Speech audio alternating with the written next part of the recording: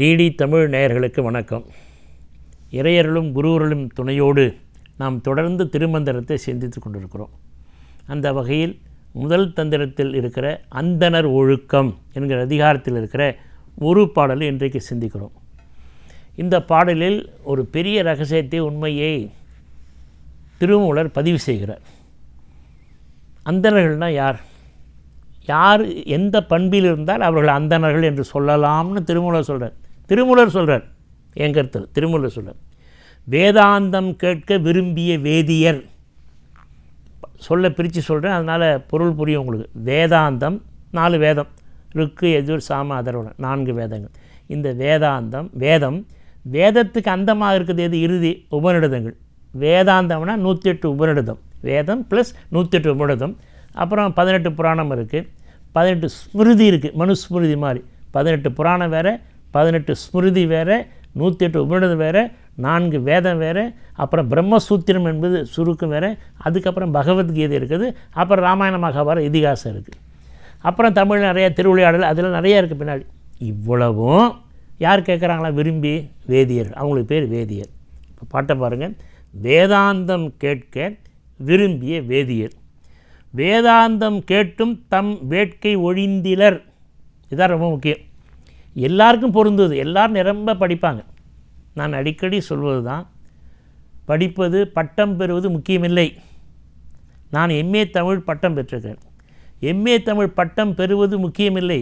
ஆனால் எம்ஏ தமிழ் பெற்ற பிறகு அந்த பட்டத்துக்கு தகுதி உடையவனாக என்னை ஆக்கி கொள்ள வேண்டும். பட்டம் பெறுவது எவ்வளோ முக்கியமோ அவ்வளோ முக்கியம் அந்த பட்டத்துக்கு நான் உரியவனாக தகுதியுடையவனாக என்னை ஆக்கி கொள்ள வேண்டும். அதைத்தான் சொல்ல வரார். இவ்வளோ வேதம் படிச்சிங்க, வேதாந்தம் கட்டிங்க, ஸ்மிருதி படிச்சிங்க, புராணம் படிச்சிங்க, எல்லாம் படிச்சிங்க. ஆனால் வேட்கை போகலையே, ஆசை உங்களை விட்டு போகலையே. பற்றற்றார் நெஞ்சில் தானே பரமன் இருப்பார். பரமன் எங்கே இருப்பார்? பற்றற்றார் நெஞ்சில் பரமன் இருப்பார். நீங்கள் எல்லாம் படித்தோம், ஆனால் ஆசையை விடலை. ராமகிருஷ்ண பரமஹம்சர் சொன்ன கதை நினைவுக்கு வருகிறது. நீங்கள்லாம் தவறாக நினைக்க மாட்டீங்க. ராமகிருஷ்ண பரமஹம்சர் சொல்லியிருக்கார். அவருடைய ராமகிருஷ்ண தொகுதி போட்ட மடத்தில் இருக்குது. ஒரு பெரிய வித்வான், இவருக்கு நெருக்கமான ராமகிருஷ்ண பரமஹம்சருக்கு, அவர் தவறு செய்கிறார்னு ஒரு செய்தி அவர் காதில் வருது. ஏன்னா பக்கத்தில் கொண்டு போட்டு கொடுக்குறது தானே வேலையை. பரமஹம்சர் என்னப்பா அவர் எவ்வளோ படித்தவர், பண்டிதர், வேதா இல்லைங்க, அவர் நம்பலை. நிறைய பேர் சொன்னோடனே அவருக்கே சந்தேகம் வந்து, என்ன இப்போ இவ்வளோ பேர் சொல்கிறாங்க, உண்மையிலேயே அவர் தப்பு செய்கிறாரா? ஒரு முறை அவர் தனியாக வந்த பொழுது, என்ன உங்களை பற்றி இப்படிலாம் சொல்கிறாங்க, நீங்கள் என்ன தவறு செய்கிறீங்களான்னாரு. ஆனால் அவர் வந்து பரமஹம்சர்கிட்ட பொய் சொல்ல, நேற்று சொன்னேன் இல்லையா, பொய் சொல்லக்கூடாது.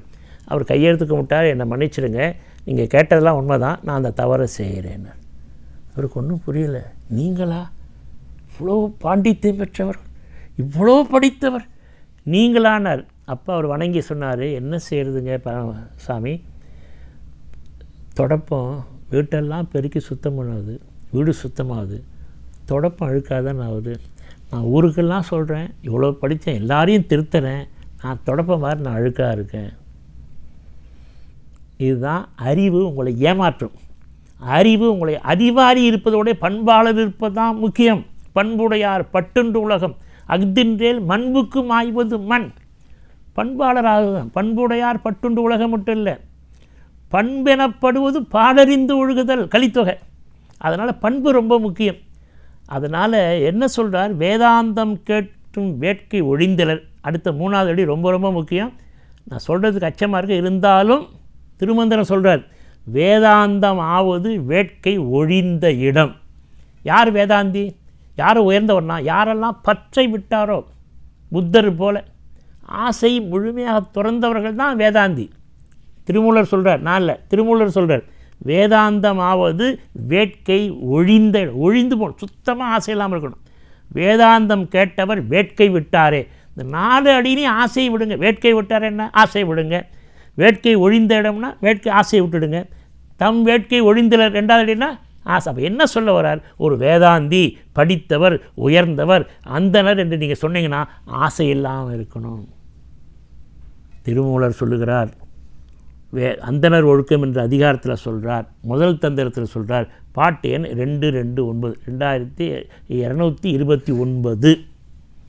அப்படியானால் இது என்ன பெரிய வேடிக்கைன்னா, திருமூலர் சொன்ன இதே கருத்தை தெய்வப்புலவரும் அவா அறுத்தல்னு அதிகாரம் 37வது அதிகாரம். அறத்துப்பால் மொத்தம் 38 அதிகாரம். 38வது அதிகாரம் ஊழ், 37 அவா அறுத்தல். இந்த கடைசி கட்டத்துக்கு மேலே தான் ஊழ வைக்கிறார். அதில் சொல்கிறார் முதல் குறளை, அவா என்ப எஞ்ஞான்றும் எக்காலத்தும் தவா பிறப்பீனும் வித்து. உங்கள் பிறவிக்கெல்லாம் விதை எது? நம்ம எல்லாம் பிறந்து வரோம் எதுக்கு? அப்பா அம்மா காரணம் இல்லை, மற்றவங்க காரணம் இல்லை, சொந்த காரணம் காரணம் இல்லை. நாம் என்ன நினச்சி ஆசைப்பட்டோமோ போன பிறப்பில் அந்த ஆசையை தீர்த்து கொள்வதற்காக, அனுபவிப்பதற்காக இந்த பிறப்பு வருது. மைசூர் பாக்கு ஆசை விட முடியல, நெய் வாசனை மணக்குது, வாயில் போட்டால் கரைஞ்சி போகுது. இந்த ஆசைக்காக இன்னொரு பிறவி, அடுத்த பிறவியில் வந்து பார்க்கலாம். ஆனால் அடுத்த பிறவியில் அந்த கடை இருக்குமா என்பது வேறு விஷயம். இப்போ இருக்குது. அதனால் எதுக்கு எந்த அளவுக்கு ஆசைப்படுறீங்களோ அந்த அளவுக்கு பிறவி உண்டு.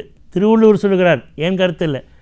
அவா அறுத்தல் முதல் குறள், அவா என்ப எஞ்ஞான்றும் எக்காலத்தும் தவா பிறப்பின்னு வித்து, விதை காரணம். திருவள்ளுவர் ரொம்ப கெட்டிக்காரர். காரணம் சொன்னார்ல, அதுக்கு தீர்வு சொல்லணும் இல்லை, விடை எப்படி தப்பிக்கலாம். 10வது குறள் முதல் குறள் ஆசை தான் காரணம், அதான் பிறவி குத்து. 10வது குறள் என்பார், ஆராயற்கை அவா, ஆசை என்றுமே நிறைவடையாதது, தீர்க்க முடியாது. சார் என்ன சார் பண்ணலாம்? அது என்றைக்கும் நிறைவடையாதது என்று தெரிந்து கொண்டு அந்த உண்மையை உணர்ந்து கொண்டு அந்த க்ஷணமே அப்பொழுதே அந்த ஆசையை விட்டுவிட்டால் பேராயற்கை தரும், பெரிய பேரின்பத்தில் நீங்கள் போய் இருக்கலாம். அதுதான் முடியாது. நாளை முதல் குடிக்க மாட்டேன், தங்கமே தங்கம், எல்லாம் ரொம்ப அழகாக பேசுவாங்க. ஆனால் குடிக்க நாளைக்கு நாளைக்கு நாளைக்கு என்று தள்ளிக்கிட்டே போவாங்க. திருவள்ளுவர் என்ன சொல்கிறாருன்னா, அந்த ஆசை என்றைக்குமே நிறைவடையாது. அதை புரிஞ்சு அந்த சி அப்படி விட்டுட்டினா அடுத்த நிமிஷமே பேரா இயற்கை தரும். தெய்வ திருவள்ளுவர் கேள்வி அவரே கேட்குறார், பதிலும் அவரே தருகிறார். அதே ஆசையத்தில் ஒரு அழகான திருக்குறள் சொல்கிறார், எனக்கு ரொம்ப பிடித்த திருக்குறள். வேண்டுங்கால் வேண்டும் பிறவாமை, மற்றது வேண்டாமை வேண்ட வரும். இந்த இறைவன்கிட்ட நீங்கள் போய் எதாவது கேட்கணும்னா ஒன்றே ஒன்று திருவள்ளுவர் சொல்லிக் கொடு. நமக்கு தெரியல, நம்ம போய் சாமிகிட்ட எதோ கேட்குறோம். என் பையன் நல்லா படிக்கணும், ஃபஸ்ட் கிளாஸ் வாங்கணும், அமெரிக்கா போகணும், அமெரிக்காவிலே ஒரு ஃபாரின் பொண்ணை கல்யாணம் பண்ணிங்கன்னா அங்கே 2 பங்களா இருக்கணும், நானும் அடிக்கடி போயிட்டு வரணும், பர்மனெண்ட் விசா அமெரிக்காவில் கிடைக்கணும். இது தானே கேட்குறேன். இதுக்கு எதுவும் இறைவன்கிட்ட போய் கேட்கணும். சார் தலைவலி வந்தால் டாக்டர்கிட்ட போனால் தலைவலிக்கு மருந்து கொடுத்துறாரு, குடும்பத்தில் ஏதாவது சிக்கல்னால் வக்கீல்கிட்ட போனால் கோர்ட்டில் தீர்த்து வச்சிடறாரு. இப்படி நிறைய சொல்லிட்டு போகலாம். நீங்கள் இறைவன்கிட்ட எதை கேட்கணும், நம்ம கேட்க தெரியலையே. திருவள்ளுவர் சொல்கிறார், வேண்டுங்கால் வேண்டும், இறைவன்கிட்ட கேளுங்க பிறவாமை. இறைவன்கிட்ட போய் இதை ஒன்று மட்டும் கேளுங்க, வேண்டுங்கால் வேண்டும் பிறவாமை, மற்றது வேண்டாமை வேண்ட வரும். பிறவாமையை மட்டும் கேட்டு பெற்றுக்கொள்ளுங்கள். அடுத்து சொல்கிற 1.25 அடி. அது எப்படி கிடைக்கும்னா, இந்த உலகத்தில் எந்த பொருளும் எந்த ஆசை இல்லாமல் வேண்டாம் வேண்டாம் வேண்டாம் என்று சொன்னால் பிறவாமை ஒன்றை வேண்டிக்கிட்டு உங்கள்கிட்ட வந்துடும். திருவள்ளுவர் அவ்வாறுத்தல் அதிகாரத்தை சொல்கிறார், வேண்டுங்கால் வேண்டும் பிறவாமை, மற்றது வேண்டாமை வேண்ட வரும். அப்புறம் ஒருபடி மேலே போனார், வேண்டாமை என்ன விழுச்செல்வம் ஈண்டில்லை யாண்டும் அக்தொப்பதில். உலகத்தில் பெரிய விழுந்த செல்வம் எது என்றால் வேண்டாம் என்று சொல்லுவது தான். இப்போ நாம் முடிவு பண்ணிக்கலாம். நாம் எல்லாரும் இப்போ ஒரு நிமிஷம் சிந்திங்க, இந்த உலகத்தில் இது வரைக்கும் வேண்டாம்னு சொல்லியிருக்கிறோமா? ஒரு சாதாரண சாக்கு பை கொடுத்தாலும் கல்யாண வீட்டில் அதில் இன்னும் என்ன கிடைக்குன்னு திரும்பி பார்க்குறோம். நாங்கள் 4 பேர் வந்தோம், காரில் வந்தோம், ஆளோக்கு 800 ரூபா செலவாச்சு. 4 பேருக்கு ஒரு பை வாங்கிக்கோ. என்ன பண்ண போகிறீங்க? ஒரு பையை நீங்கள் பயன்படுத்த போகிறதில்ல, 4 பை வாங்கி வச்சு என்ன பண்ண போகிறீங்க? இதுதான் சிக்கல். அதுதான் பெரிய விழுச்செல்வம். வேண்டாமை என்ன விழுச்செல்வம் யாண்டும் அஃது ஒப்பதில். வேண்டுங்கள் வேண்டாமை, மற்றது வேண்டாம். எதையும் வேண்டாம்னா அதை உங்களை வேண்டிக்கிட்டு வந்துடும். அதனால் அந்தனர் ஒழுக்கத்தில் இந்த ஆசையை பற்றி சொல்கிறார். அவங்க தான் அந்தனருங்கிறார், அவங்க தான் அறவோருங்கிறார். பாட்டை பாருங்கள், வேதாந்தம் கேட்க வேண்டிய விரும்பிய வேதியர், வேதாந்தம் கேட்டும் தம் வேட்கை ஒழிந்தனர்.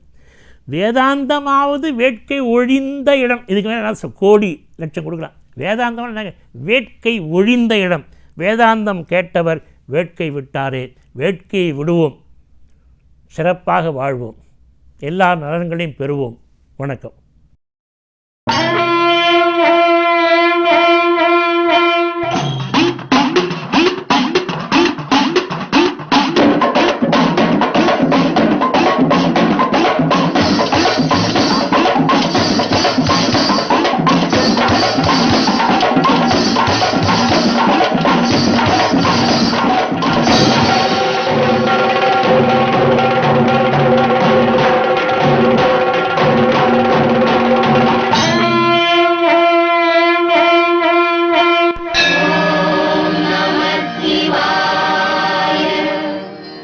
ஓம்